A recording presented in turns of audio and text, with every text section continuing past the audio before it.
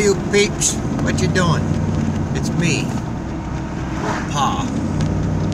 Hey, just checking in, driving up to the shop here. Finished my dozer work up, finished cleaning up that job. And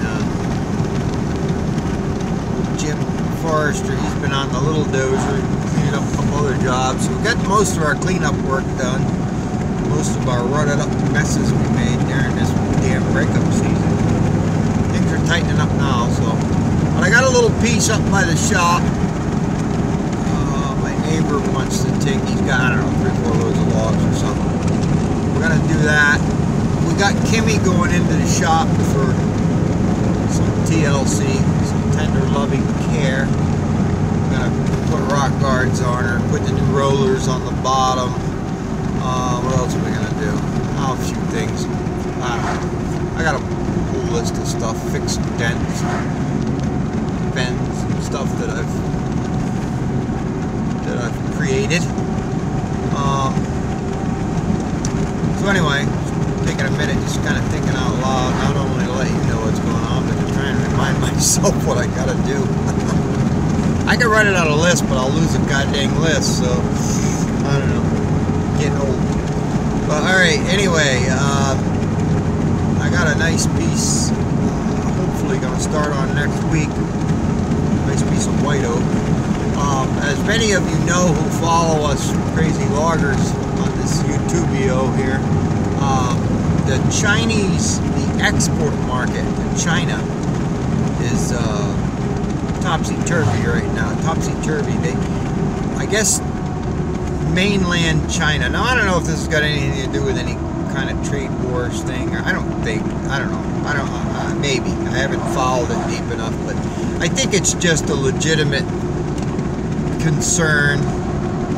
You know, a lot of countries want to know what they're importing. You know, we do that with, you know, imported produce or agricultural goods. They got to be vetted for foreign creatures. You know, that's how that emerald ash borer and this lanternfly and all these other pests come in.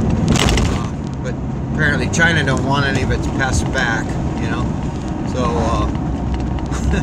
I say that facetiously because supposedly that's where the emerald ash borer came from. But I don't know. Whatever. Stuff happens. So what happened in a nutshell, I guess, is mainland China. Most of the logs are going into the port of Hong Kong, from what I understand, and then from there they're transported again or whatever to the mainland China.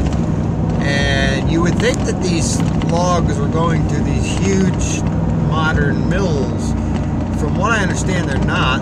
They're going to little mom and pop operations in some of the northern provinces of China, and I think the Chinese government subsidizes it to give the rural northern province Chinese people an economy.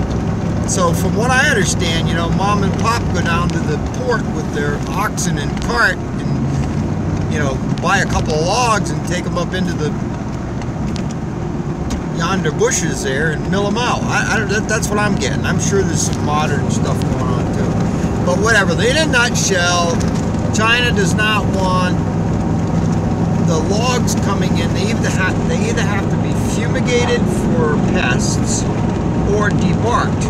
Well, apparently there's like, I think somebody told me there's like 20,000 containers full of logs on ships or in ports already destined to go into China, and China said, whoa, no, me no think you bring in till you fumigate. So that's like, they're stacked up. So I don't know what's going to happen there. Supposedly it's getting rectified pretty quick, but you know, whatever. There was supposed to be some big decision Monday. I think one of the log buyers told me the other day. So whatever. Meanwhile, domestic sawlog markets are good. White oak markets are good because that's domestic. The domestic veneers and the barrel staves. You know, lumber's good right now, which it might soften up if everybody starts sawing logs again and glut the market, but whatever. My pulpwood markets are pretty good. We got lots of work. We just got to get... It's been such a long, drawn-out mud season and such a lousy couple of years. It's booming now. I mean, I've never seen it any busier or poised to be busier. So good. But there's a lot of catch up, you know, from being in the dumps for 2 years. So it just takes a while, you know what I mean, to get rolling. But we got lots to do. I'm looking pretty optimistic, but anyway, just checking in, just blabbing out loud here. So anyway, I'll make some videos. We got a lot going on at the shop. Taylor's in the woods right now, skidding for us. He does a nice job skidding. And I've got 2 jobs going. One up in Frenchville above Clearfield, PA, and the other job is in Tyrone. So we got lots going on right now. I'm gonna start another job, obviously, when we get Kimmy rolling.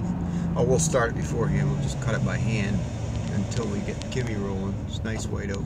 But in the meantime, I got a little, I don't know, there's 3 or 4 loads on it. Maybe it's a couple of acres. I'm gonna cut that.